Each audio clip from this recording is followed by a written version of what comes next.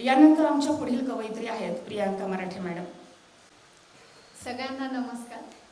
सगळ्यात आधी तर मी हे पहिल्यांदा स्टेज शेअर करत आहे, त्याच्यामुळे काही चुकलं तर क्षमा करा ही विनंती करून माझी एक कविता सादर करते.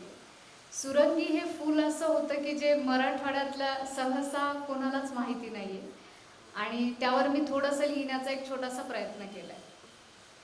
हिरव्या गडद पर्णात फुले उमलती खोडावरी, हिरव्या गडद पर्णात फुले उमलती खोडावरी, आसमंती सुगंध तुझा फुलते तू कोकणात जरी, आसमंती सुगंध तुझा फुलते तू कोकणात जरी, नाजूक रूप सुगंध उधळी तू कळी जशी लाजरी, नाजूक रूप सुगंध उधळी तू कळी जशी लाजरी, ठेवून कळ्या मलमली वस्त्री सज्ज होते ओळण्यास तबकातही, ठेवून कळ्या मलमल वस्त्री सज्ज होते ओळण्यास तबकातही, माळुनी गजरे सजते नवरी, माळुनी गजरे सजते नवरी, हार तुझे देवांच्या गळ्यावरी, कमी वेळातही फुलणे तुझे सुगंध दरवळे दीर्घकाळी, सुगंध दरवळे दीर्घकाळी.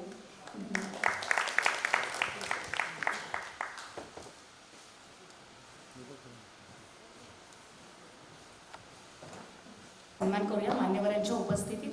माननीय वभा चव्हाण सर आणि सर्व मान्यवर यांच्या उपस्थितीत प्रियांकाताईंचा सन्मान.